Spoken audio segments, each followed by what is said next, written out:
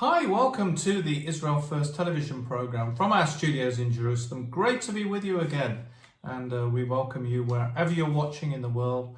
It's a pleasure to have your company, and with a program that looks at Israel, we look at news that not necessarily the mainstream media look at, and we look at what's really going on. And we've been talking about the global elites, the New World Order, the Freemasonry, and all the different end-time organizations that are involved in what's happening in the world, and particularly in Israel. Why Israel? Because Israel is the center. It's where everything's going to happen for the end times, and it's where Messiah's coming back. It's where in Jerusalem we're going to see everything happen. And the kingdom will come. Right. So we need to look at Israel first, because that will help us to know what's happening in the rest of the world. Well, what are the global elites doing? Well, one of the things that's happening that they're doing, Nathalie, is food prices. Israel is affected by the globalist elites' agenda of costs of living, price rises. Many of you across the world have been saying how prices have gone up, how the cost of living has dramatically increased. And in Israel, the dairy giants Tuva has announced a price hike. Tuva's price-controlled dairy products, price-controlled in inverted commas because they're going up, are to rise in price immediately. This is news as we've come in the studio. After Passover. Right. After Pesach. Yeah, which is now, because we're after Passover now. Other products are to see rises later this month. Israelis are experiencing a rise in prices and have reduced their outgoings, according to Israel Hayom newspaper.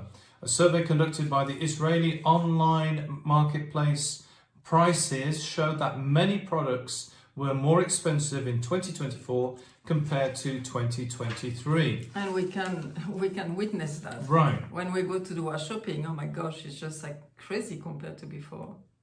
So Globe's News say that the food price increases are not justified. Well, we knew that. According to the commodity price indexes, the price rises announced by the food companies are not in line with the change in prices of raw materials, according to Maytab Dash chief economist Alex Zabenskinsky. And he said that they are not justifying why there's so much increases in price in the food industry.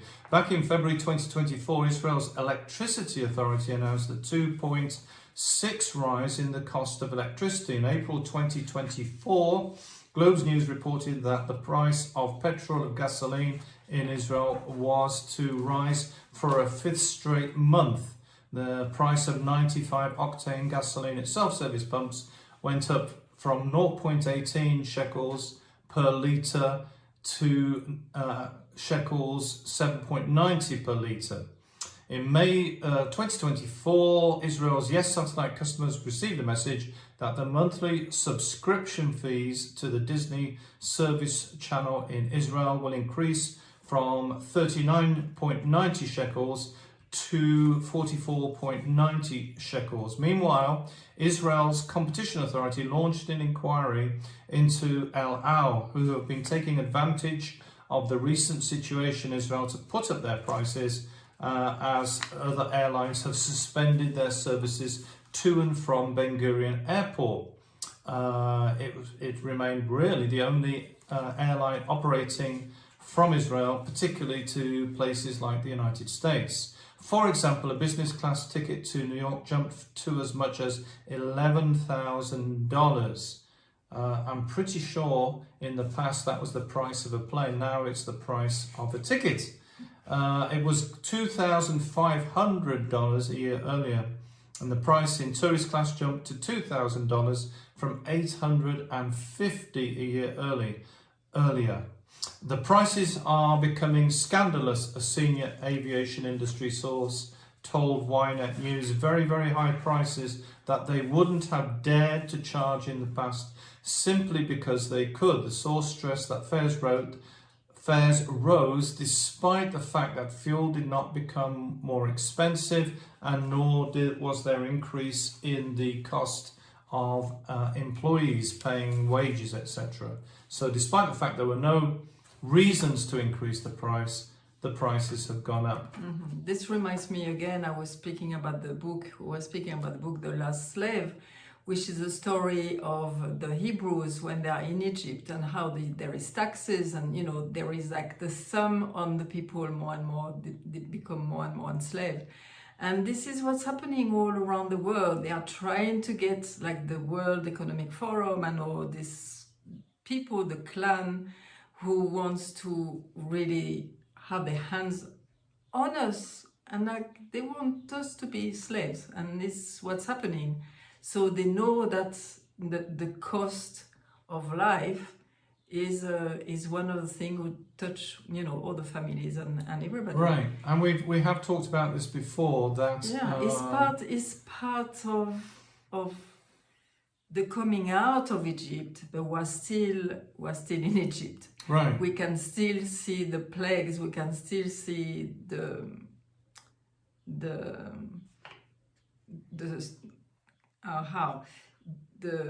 suffering. The suffering. This is the word. This is the suffering of the people.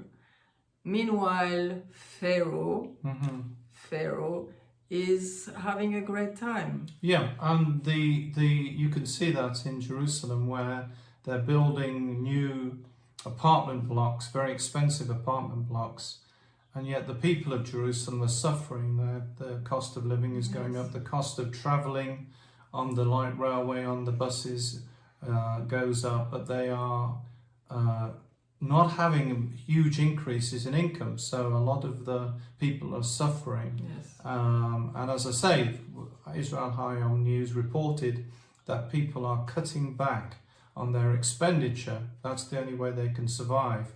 And we have talked about the fact that a lot of people are finding it very difficult to buy things at the moment in Israel. And I did report that there had been theft of baby food had increased, for example, in pharmacy shops, because they cannot afford to pay for the goods, and they are actually putting it in secure the baby food is being moved to secure locations because of the theft, which is really unheard of, especially in Israel. This would be something that would not have happened before. Now, one of the other big things that's happening in the world, and maybe you're aware of that as well, is the increase in robotics, in robots being used, particularly in workplaces. They're using more and more robots in the construction of, for example, motor vehicles, etc. So, and working in factories, in distribution centers. Now, what's happened in Israel is that an Israeli AI scientists have created a humanoid robot that thinks its way through tasks.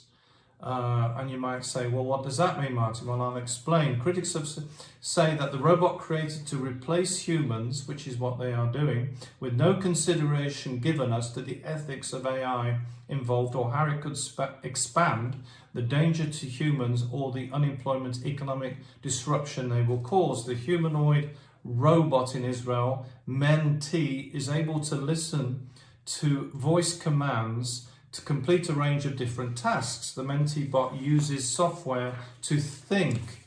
I said think. It has to think through tasks from start to finish, making its own decisions along the way. The robot is 5'8" in height and weighs about 154 pounds.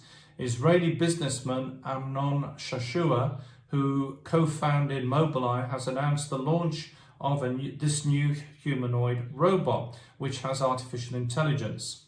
Arnon Shusha said, "We are on the cusp of a convergence of computer vision, natural language understanding, that's computer talk, strong and detailed simulators and methodologies to and from, transferring from simulation to the real world," the founder said in a press release.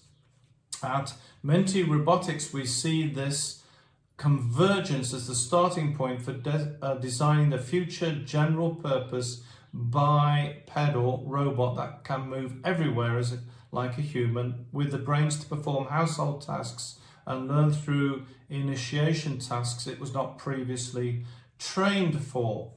Basically, it's software, to put it very simply, is made that it learns as it goes along. For example, if it gets stuck coming off a lift, or if it gets stuck walking in a kitchen, the next time it does that task, it will do it differently. It will go a different direction or do something different to perform the task.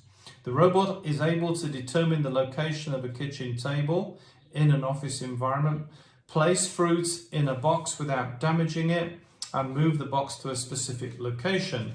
As I mentioned, it has a voice activated software to communicate with humans to confirm that it's performed the task. It's able to navigate its environments without being pre-programmed.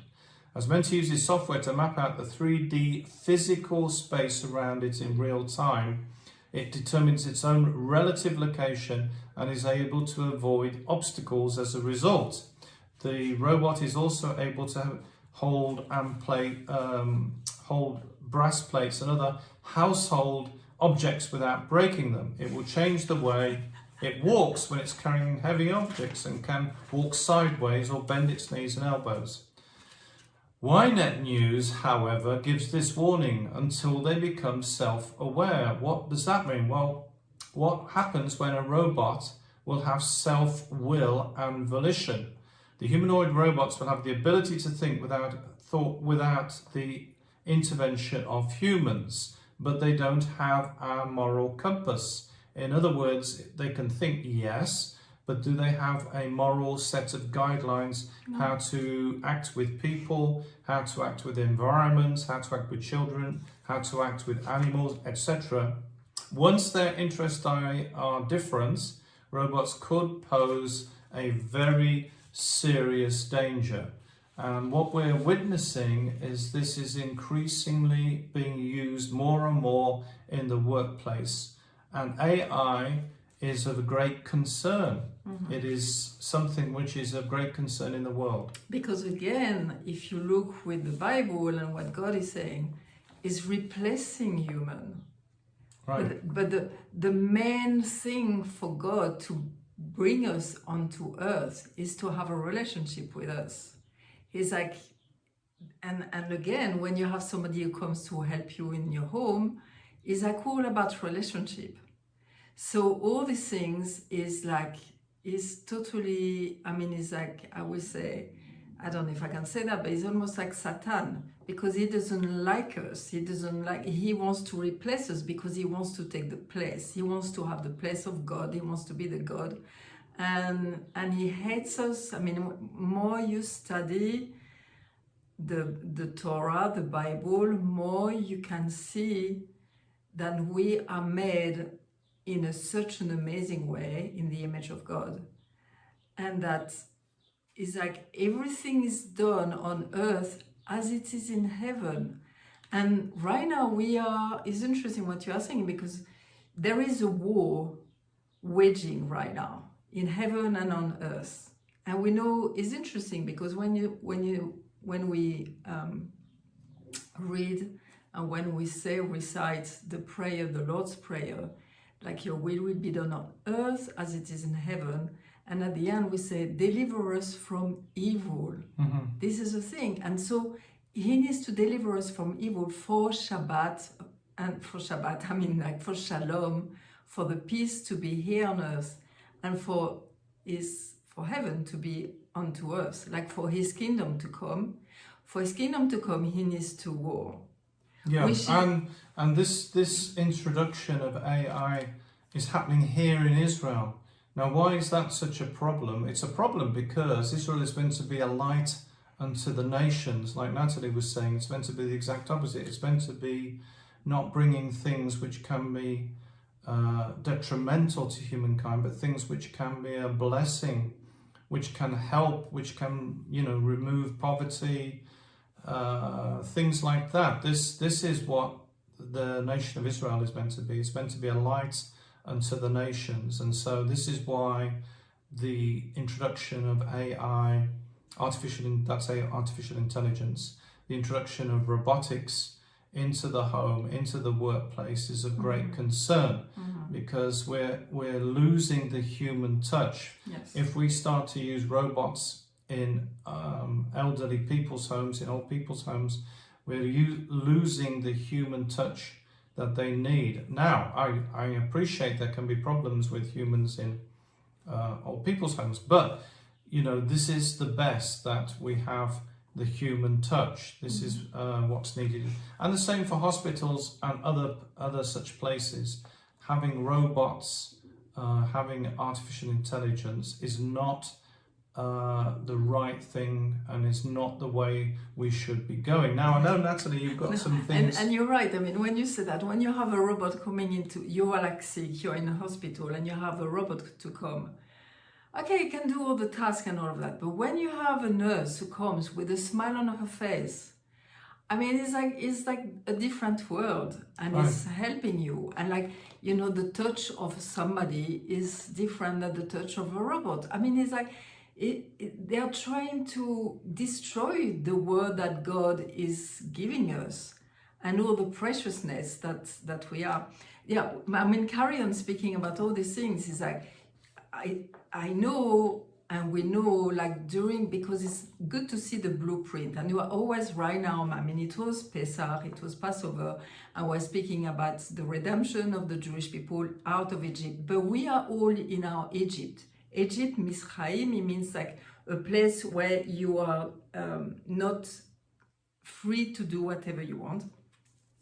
We are reading this book, which is amazing, which is not very pleasant, I would say, because it gives a lot of reality of the slavery of the Hebrew people, but we can see the depths also of sorcery. The people couldn't get out of Egypt. There was how do you say, things put on the people, put on the land, and if they were coming out, they would be found out. It was it was a spiritual thing. It wasn't just a human thing. It was a spiritual thing.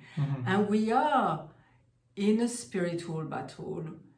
And we just need to know that, first of all, to be aware of these things. We know that God will be the king forever, that the Mashiach, the Messiah, will come here. And we can see already sign. I mean, we can see nature here this year. The spring have been amazing. The blossom of the trees have been amazing. There is something in the air that we can see. So we can see few little sign of redemption, and at the same time we can see the fight. Now, when there is the passage, so again, it's redemption come not in a big bang, it come slowly. You can see the ingathering of the Jewish people is part of also of redemption, of the big final redemption. We can see that this has happened already a lot, but we can see more and more, for example, this anti-Semitism is again programmed, is all done in a way for people not to focus on the right things. And I think I really think we need to focus on what God is doing. And when you see the Jewish people, the Hebrews, when they were coming out of Misraim, of Egypt, they were free, and suddenly they had the sea, and suddenly they were in front of the sea, and they had all the army, the Egyptian army behind them, and they were like, okay, what can we do? And God did an amazing miracle, and the sea opened in front of them. They went through it, and they said they were on dry land, and then the Egyptian arrived, and the sea went back on them. And then after that, there was a song, and it's in Exodus 15, and this is called the Song of Moses, of the Song of the Sea. There is also the short song of Miriam, because all the ladies were ready, when they went out and when they were slaves, they knew, because she was a prophet, Miriam, she knew that they will sing and that they will be redeemed. They had this hope, they had this emunah, we say, faith, very strong faith. And so they took all the tambourines. You have to take your tambourine. You know, if you have a slave, it's not the first thing that you are going to take. But they took it when they come out of Egypt because they knew that redemption was coming, that God was going to look after them. And in this song, so it's is Exodus 15, you read right at the beginning, it's like Moses and the people of Israel, the Bene Israel, how do we say that in English? The children of Israel, they are going to sing the song. And it's written, they will sing the song, but they were singing it, but it's in future. Because God, in His word, He's always put everything. There is what happened and is what's going to happen. And so we are going to see, they were the first one. They have their redemption from Egypt. And us now as the world, we're going to have the final redemption. When heaven, the will of God is going to come on earth as it is in heaven. And right now we are in the fight. And so this is just beautiful. Let me put my glasses because I can't. I'm getting older. And why did they go? So they said, this is my God, and I will build him a sanctuary. Okay? They were going to live in the land of Israel. They were going to put his dwelling place with them. Before that, listen to what they say after. Adonai is Master of War. His name is Adonai. Master of War in Hebrew is Ish Milchama. Is a man of war. To be able to see redemption, to be able to see the kingdom of God to be built, there is a war, and we are at war. And we need to know God wants shalom, but he needs to bring the war to war against evil. And sometimes we need to war against us, like, you know, if we don't do the right thing and we go like anger too much, God is telling us, okay, you don't need to be like that. You find a new way. Find a new way how to be. I can give you. You are my child. And there is another way that you can be on earth. You can have patience because I am patient and I'm going to teach you all these things. So we are warring against the evil in the world, sometime in us. But God is there to help us, and he's there to be a man of war, to bring shalom, which is the first thing also that Abraham was doing. He had to be a man of war, to go to war against the kings, to be able to bring peace. And it's something which is very important to know, that before redemption, there is a plague, that we are going to see the finger of God. I mean, you know, the 14th of April, we had so many missiles sent by Iran, and Iran is Persia. And Persia, you read again in Ezekiel 38, is part of the countries who are going to be against Israel. But God is here, and more it will go evil, more we will see the finger of God and his hand, and his outstretched hand. So I like to see, like at the beginning you see his finger, then you see his hand, then you see his outstretched hand. And we're going to see that, and his kingdom will be established on earth as it is in heaven. And we see it in the normal prayer, you know. It's like, I was listening to a Catholic man who was reading the prayer of Yeshua, the Lord's Prayer, and I was like, yes, this is the word of God. He's saying his kingdom will come on earth as it is in heaven, and evil will be destroyed. And God is going to deliver us. Sometimes we just have to be aware of what he's doing, but he is going to do 99% of all the things that is going to happen. And we're going to see these very things happen in front of our eyes. You know, we're in the last of the last days, yes. And so these pictures or events that are going to happen in the earth are going to be coming more and more as we get to the final redemption, and it's the final days of this present age. It's not the end of the world, it's the end of this present age, and Messiah will come and bring his rule and his kingdom. And this is all going to happen here in Israel. That's why we're on the ground for you, to let you know what's happening. And all these different things are happening to prepare the way. We mustn't be discouraged or